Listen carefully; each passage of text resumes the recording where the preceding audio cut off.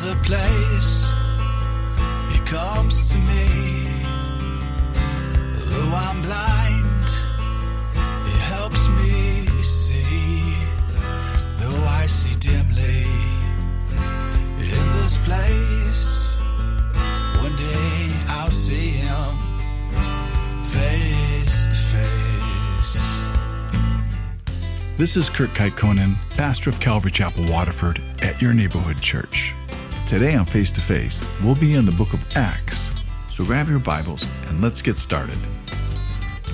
If you want to hear this complete message in its entirety, go to yourneighborhoodchurch.com, where you can download Your Neighborhood Church app at the App Store, where it tells us that these people, that this fear fell upon them and it's causing them to repent.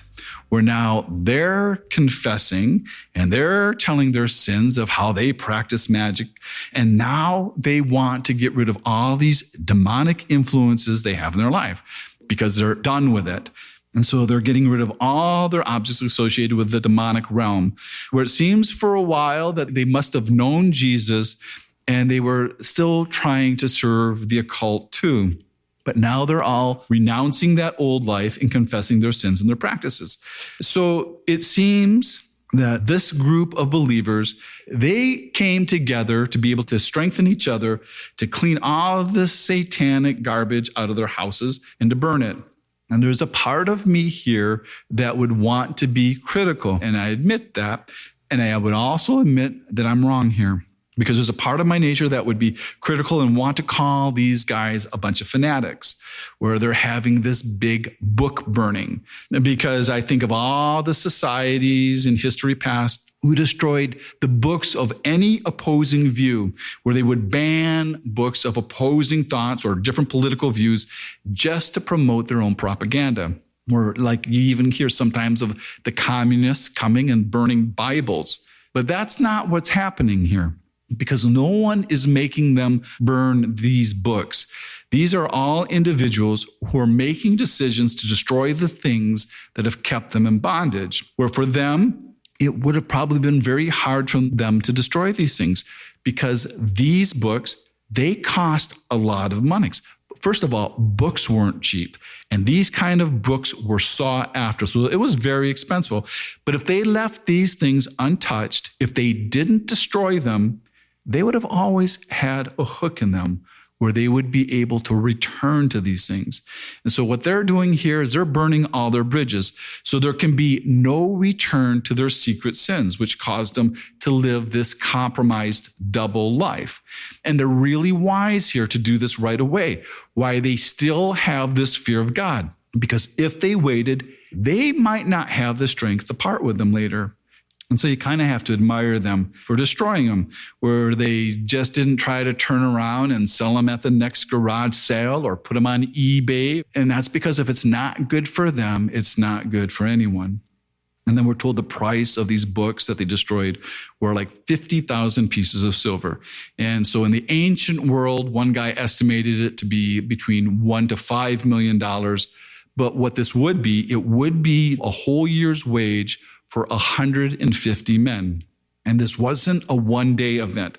The verb used here in Acts 19:18 means that the people, that they kept coming. And I believe that when people get saved, the Lord often convicts people to get rid of the things that had a hold on them in their lives before Christ. Where some things would be obvious, like pornography. And when I was saved back in the 80s, I had a large album collection, and it did have a hold on me. And a lot of the music that I used to listen to was dark. It was satanic. And a lot of the names were satanic. And it was this passage that convicted me to get rid of my albums. But it wasn't a church movement. It wasn't some group. Nobody was ever trying to talk me out of them. But I was convicted because I didn't have a place for these type of records in my new walk with Christ. And getting rid of them, it did free me from that hold that a lot of that music had on me in the lifestyle that I used to live. And I never regretted it. But I still sometimes wonder to this day what I was thinking was so wrong with James Taylor. I still can't figure it out. But he's gone. But all those records, they had a tie to my old life. and I didn't want to live that life anymore. And I think it's like, for some people, like if the Lord had delivered you from alcohol, like if you're an alcoholic, you don't need that bottle of booze in the back of the cabinet. You don't need anything hanging around to tempt you or whatever held you to that old life you had. All right, so now in verse 21, we see that the Spirit is leading Paul to go to Jerusalem. And it says that he wants to do that after he passes through Macedonia and Achaia. And then he says, I must see Rome. And we know that he's already written a letter to the Romans here, hoping to see them. But what's really strange here is that he wants to go to Jerusalem from Ephesus. And Jerusalem from Ephesus is southeast. And he's saying that he's going to go to Macedonia and Achaia first, which is northwest. Where Macedonia, that would be those cities of Philippi, Thessalonica, and Berea, and Achaia, that would have been Athens and Corinth. But what Luke doesn't mention here is the reason that Paul wanted to go to Macedonia and Achaia is because he's collecting funds from these churches to help out the church in Jerusalem who are struggling. And we know this is what he was doing because of Romans 15 and 1 Corinthians 16. And so now Paul, he sends his two companions ahead of him, Timothy and Erastus. And this may be the Erastus that's mentioned in Paul's letter to the Romans. But Erastus was a very popular name back then. Though personally, I've never known an Erastus. But before Paul, he could ever get out of town, there's trouble in the church, which again here is called the Way. And this is the third time in the book of Acts the church is called the Way. And this trouble is coming from an idol maker named Demetrius, who's a silversmith who makes these silver shrines of Diana. And what they're doing is that they're making these little pornographic statues of Diana. And this Demetrius, what he does is he gathers all the other pornographers who make these little silver statues, who are all connected to this queen of the prostitutes, the goddess Diana. And if you remember, the temple of Diana was one of the 7 great wonders of the ancient world. And last week I described the temple where I told you it was just under 100,000 square feet, where this is 4 times bigger than the Parthenon building in Athens. But last week I told you that the Temple of Diana had 100 pillars over 50 feet tall. This week I read that it actually had 127 pillars that were over 60 feet tall.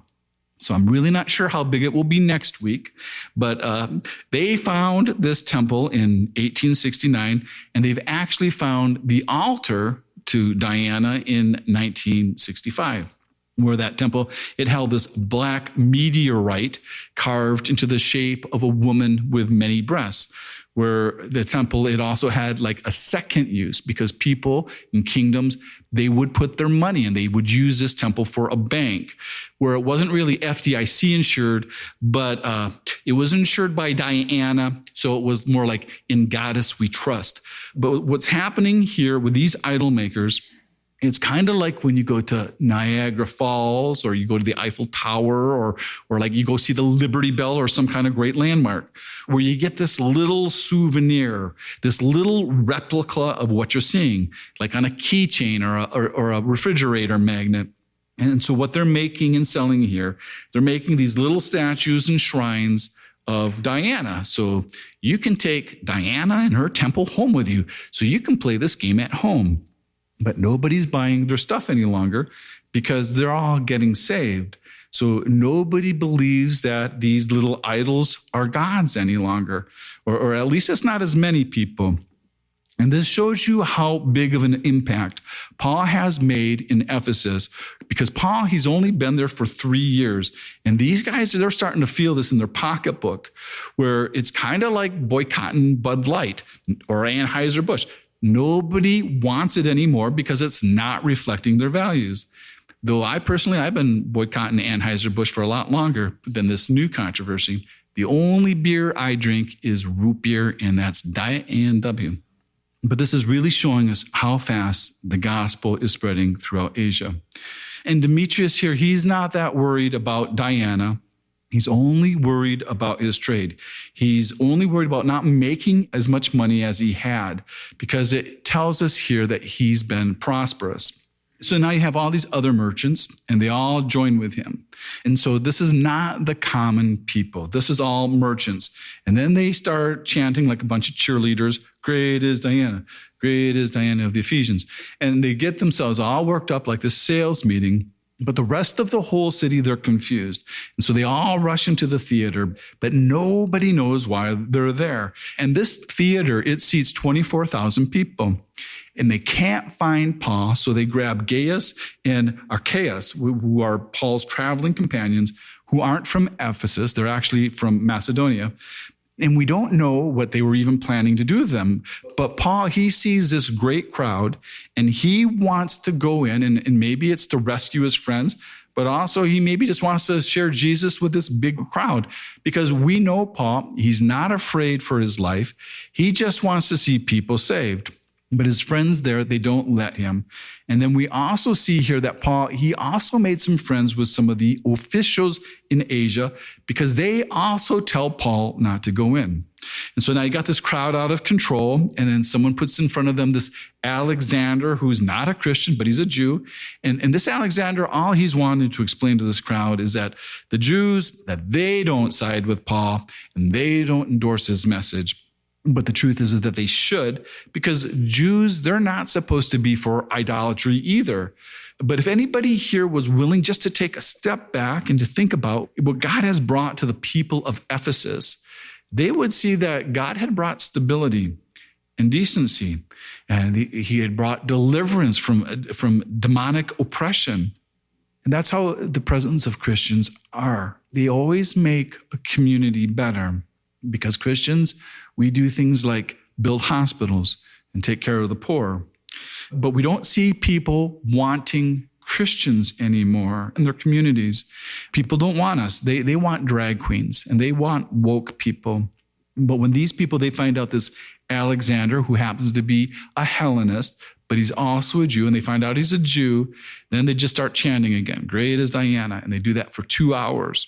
So after these 2 hours, he just takes his city clerk to calm everybody down, and he starts with this flattery, and he starts saying, "Men of Ephesus, everybody knows that the city of Ephesus is the guardian of Diana, blah, blah, blah."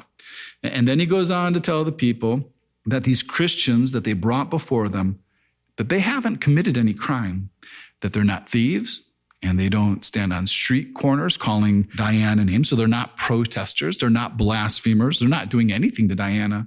And then the city clerk tells the people, "Hey, we have courts. This is a civil matter. It's not a criminal matter. So if Demetrius feels like he's been wronged, he can make a civil complaint. But it's actually Demetrius here that's breaking the law." And then he explains that this uproar, it puts the whole city at a risk. And what he's meaning is that the Romans, they're not going to tolerate any riots. Where Ephesus here, it's another one of those free cities, meaning that Rome, they kept their hands off the city for the most part. But if the Romans did come, they would take away their privileges. And then you have this clerk who's not mentioned. It says that he dismisses the assembly. And that word that's used there for assembly is the word ecclesia that we use for church. You've been listening to Face to Face. Face to Face on this radio station has been provided by Your Neighborhood Church. If you want to help support Face to Face and put this program on other stations just like yours, you can contact us at yourneighborhoodchurch.com or write Your Neighborhood Church, P.O. Box 500, Romeo, Michigan 48065. There's a place he comes to me. Though I'm blind, he helps me see. Though I see dimly in this place, one day I'll see him face to face. Tune in again tomorrow at this same time as we continue to go through the Bible.